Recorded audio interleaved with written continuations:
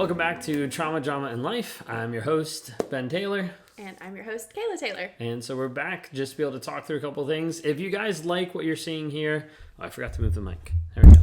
If you guys like what you're seeing here, talking about narcissism, talking about life, talking about just our trauma, our drama, and our life, then please leave a message. Send a message on Instagram, send an email, ben@rawmotivations.com if there's specific things that you want us to talk about or go over. But otherwise, you're just going to be victim to hearing whatever we have to say. Whatever we come up with. Each time. So we're trying to do these once a week. So the goal is for this entire year, for 2023, the goal is that we're going to do 50 of them. Okay, so we got 2 freebies that we can skip. We already started, 1 week into the year or 2 weeks into the year?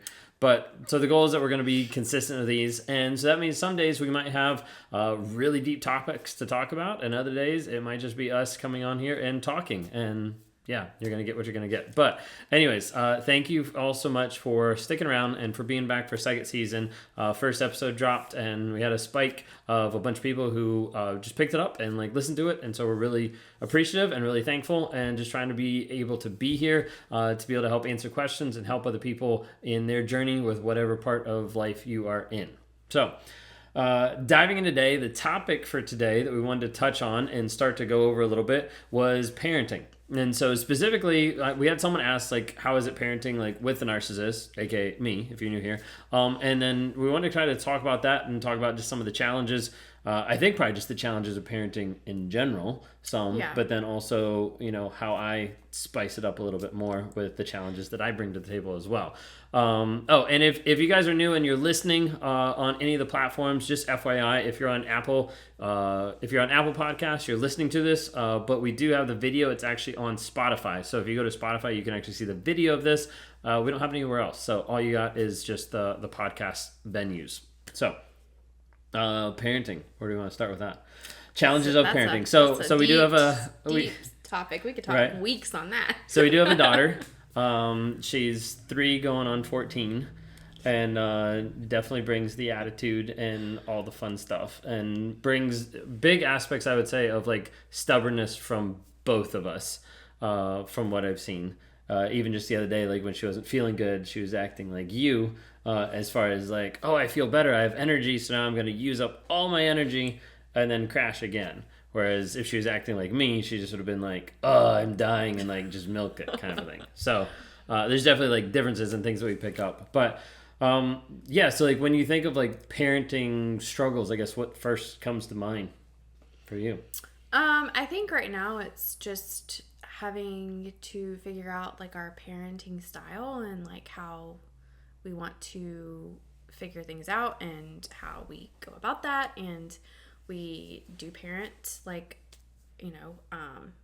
differently than most people nowadays, and we try to respect her boundaries and her emotions and things like that. And so we try to offer emotional support as best as we can, but obviously that is really hard when we are also trying to work on our emotions ourselves. Right. So I think that that's really the biggest challenge as far as parenting goes right now, because she's 3 and she's still a toddler, so she still has that toddler mindset, and so she's still going to push boundaries. And when you're setting boundaries and your child is having this emotional meltdown because you set a boundary, it's hard not to feel bad that you set that boundary for her, or it's hard not to go back on that boundary or whatever it is. But ultimately, they need boundaries and they need structure, and they can't just be free for all, I mean,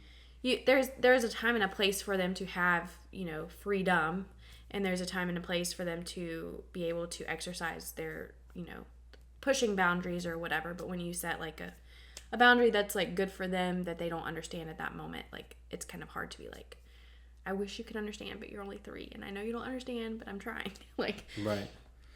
Yeah, I think it's hard sometimes. I think not establishing, but holding to some of those boundaries, not knowing what it needs to be or what it needs to feel like. I've had a lot of people on my platform ask me multiple times how do we need to make sure that our kids don't turn out as narcissists or don't develop that way. And a lot of times I'm talking to them, like saying like, hey, like it's about like how you can engage with them like emotionally, how you can help them process like guilt and shame, and how you can help them like actually work through like the educational piece of what they're struggling with, like that emotional like safety, emotional security, and being able to process those things are very like essential, but is really hard.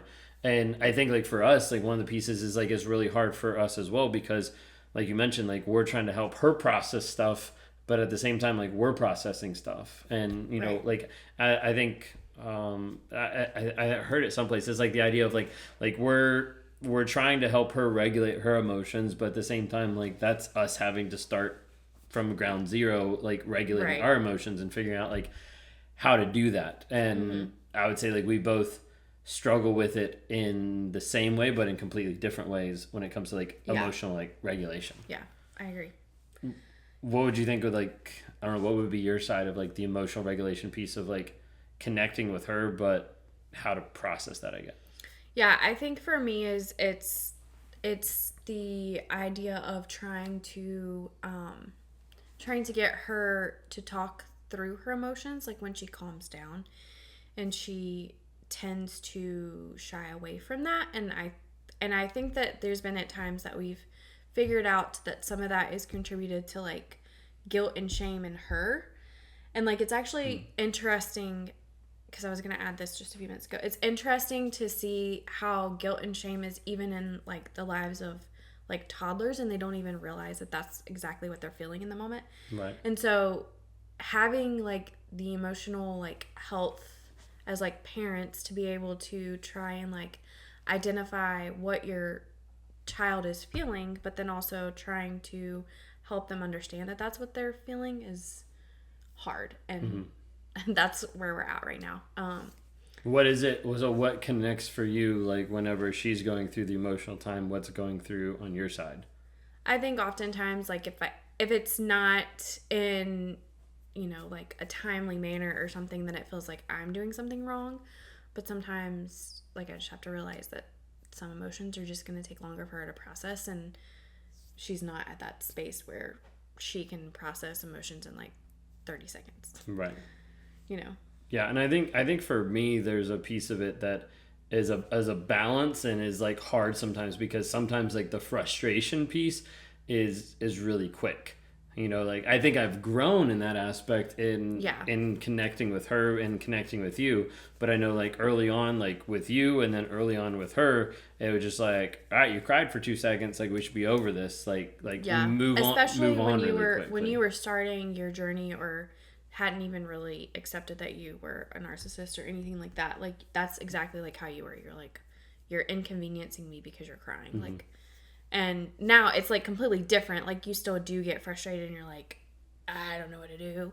And you don't want to do the wrong thing, or you don't want to like get frustrated at her because she's having emotions. So then you're just like, here you go.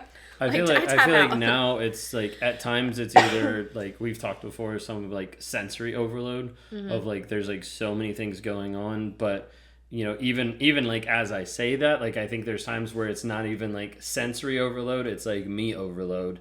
Like it's like what I'm thinking or what I'm going through or what I'm like the pressures that are happening like in and about like life, family, business, friends, like whatever it might be. Like I feel like sometimes there's that pressure and I don't deal with it on my end. Like when I don't have it dealt with, or when I'm like struggling with it, like that's when I feel like it's like faster. I mean, you were mentioning the other day, like when I'm stressed, like that's like you mentioned joking, and then we like talked about it. Billy, you mentioned like when I'm like stressed, I handle stress really well. But when I'm like overly stressed, like that's when I get like snippy and frustrated, and I feel like that's when I disconnect the most and get like the most frustrated with her or with you. And that's, I mean, I'm at the point now where I would say like a lot of times I recognize it like in the moment, but there's also times that like I don't recognize it in the moment, but like after the moment I'm able to look back and be like, okay, like I was reacting that way because I was stressed about, you know, X, Y, and Z kind of thing. Yeah. I for sure can see that. And we've like you said, we've talked about it, and I think that some of it has to do with when you're overwhelmed too, you don't handle like the chaos that goes on in the background. Right. And like it's fine because I get that way. Like whenever there's like so much that's on my mind, like we both can't like carry on a conversation if there's like so many distractions in the background, like if Sophia's playing or the dogs are like pacing and like music everything is like happening at once. I'm just like, okay, I need like complete silence for like 2 minutes just to like regulate myself or whatever. And so and that's something that I would say I would just say we have not done a good job of being able to like even have like a code word or something so that like one of us could like step away and like re-ground ourselves with like that silence. Like, you know, you go lock yourself in the closet and I go lock myself in the bathroom, or like something like that. Like we haven't really perfected that, but I know there's been times when we have done that it's been very helpful. We just haven't put that in the system. Yeah, we haven't like set up like code words.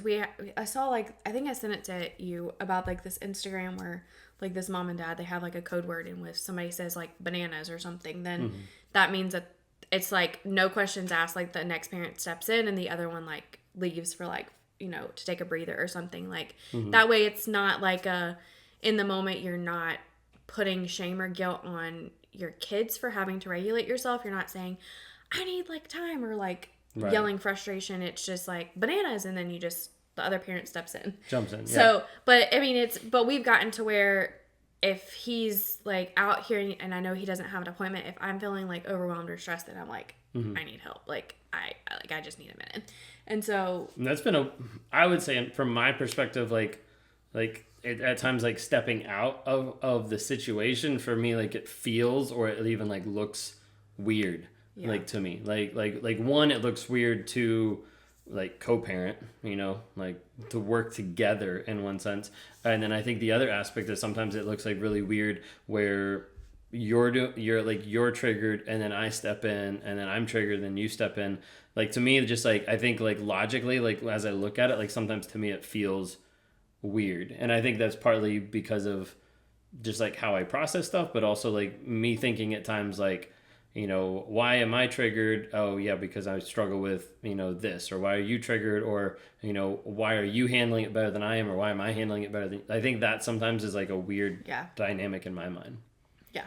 And I think it's hard because, you know, you just deal with different things individually.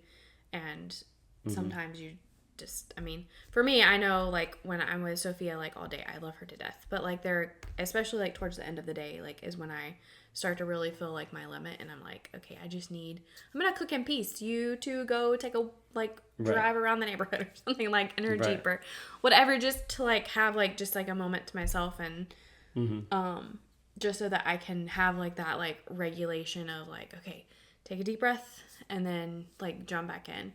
And I think it just comes with like the roles as like parenting, and I'm not saying that like the wife should do more than the husband. Like, I'm not saying any of that. Or it's just, sometimes that's just the default. And just where we are right now in the stage of life and what's going on. I think for me, there was one time when we were in Virginia where like Sophia was like losing it. And I don't remember exactly what was going on, but she was losing it for like some reason.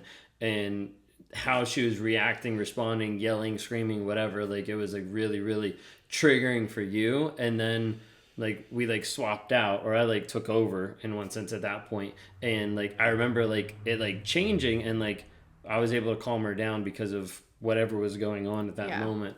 But I do remember like in that moment there was like a realization of like I can see how in a toxic like perspective that I would use this to like hold it over you.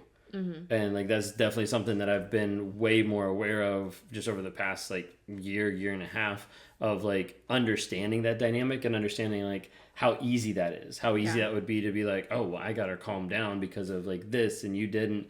And so like trying to work through like how to make sure that I don't do that, but then how to be able to be like emotionally intelligent enough to like sense that. That to me, it was kind of like a, I don't know, like a realization, I guess. Yeah. I didn't even know that. I mean, you just shared that realization. So. I thought I did. So. Nope. It was a long time ago. I shared it with my therapist, so I at least went somewhere. But yeah, no, I mean, like there's those pieces, and for me, like I think it's sometimes that I can connect really well with Sophia, and sometimes I can't. Like sometimes, she does the same exact thing and is just pushing all my buttons. And it's going back and remembering that in those moments, it's not on her of my buttons getting pushed. It's also like on me. It's on that aspect of like, she's not making me respond a certain way. She's not making me react. She's not making me frustrated. I'm like choosing that by what I'm believing and by like the story that's playing in my head. Right. Yeah. That's exactly what I was going to say. It has nothing like, your child's like emotions has nothing to do with how you react. Like you can choose how you react. You can choose to get frustrated. You can choose to do whatever. Like, yes, there's going to be times that you feel and you get triggered and you lose your mind on them, but then that's when you need to humble yourself and go apologize. I think I've apologized to Sophia so many times, and yeah. I mean, and she's only 3, and she may not necessarily like fully understand like why I'm sorry or whatever, but it just sets up the habit for when they do become old enough to fully understand, okay, mom got mad at me for X, Y, and Z. Over like the smallest thing, and I come back and I'm saying, hey, like mom was feeling, this is how I was feeling, and I shouldn't have taken it out on you. And then that helps them understand, and then that helps them realize as they get older, like, okay, they start to acknowledge their own feelings and their own faults, and then in return they'll apologize besides just actually truly apologizing, besides being like, oh, I'm sorry. Right. I mean, there's been times that we've never forced her really to say she's sorry. Like, we've tried to teach her the concept, but I don't want her to get in the habit of just doing it. Like, I want it to be genuine.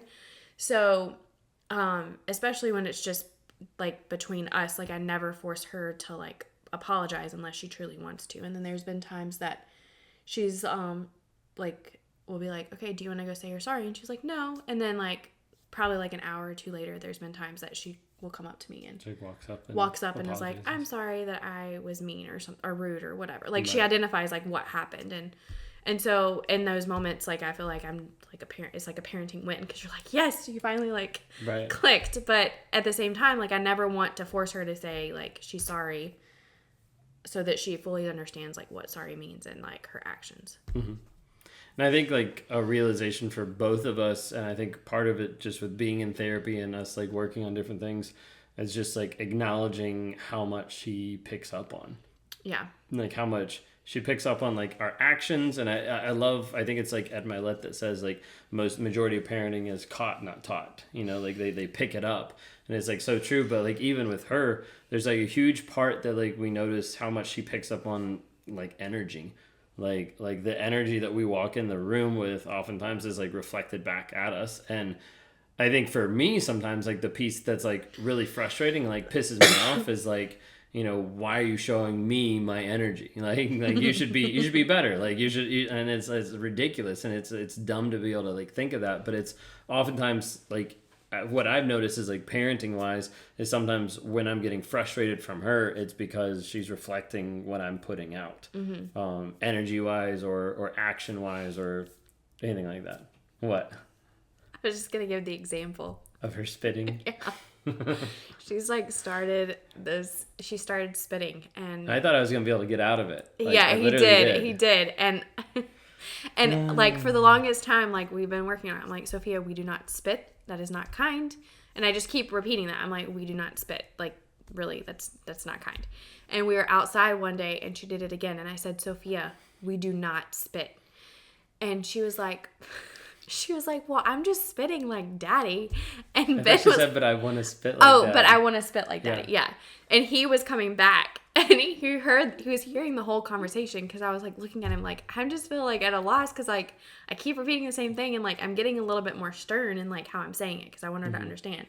And then she says that, and like he has to go back around the side of the house because he's just like trying not to die laughing. And he's like, I thought I was gonna get away with like not claiming that one. I don't know where she gets it from. And then she's like, I want to do it like dad. And I'm like, well, we stuck with that one then. So ever since then, she's not spit as much, because like you said, like, okay, daddy's gonna stop spitting. It's been a lot less, yeah. Yeah, so it's been a lot less. Try to make sure when I spit, it's not around her. There's at times that she does, like, we have to remind her, like, hey, no spitting. But it's like completely like cut in half, almost completely gone. But it's just like, okay. That was definitely a funny moment. Yeah. But it goes back to the actions. Like, they watch what you do, like how you treat. I mean, there's been plenty of Instagram reels that I've seen, like how you treat each other is how they're gonna grow up and look for like a spouse, and it doesn't like that's anybody, and so right. So we've been trying to work on that and change that and work on our connection and interaction and be able to model that for her. Yeah. So. Well, hopefully you guys enjoyed the episode today. If you have any questions or comments, like feel free to be able to drop those on Instagram, message us on any of the platforms. I definitely feel like parenting will be a 2-part, 3-part. Oh yeah, we can always. We will add it to this at some time. Yeah. We can always add more. That was just that was the prequel of whatever's coming next, but we'll figure out when that comes. Or if you want any questions specifically answered, you can email us at ben@rawmotivations.com. You can fill out the form on rawmotivations.com. Anything like that, feel free to be able to reach out to us. We'd love to be able to hear from you. Thank you guys so much. Appreciate it. Hope you guys have a blessed week, and we'll see you next week. See you later.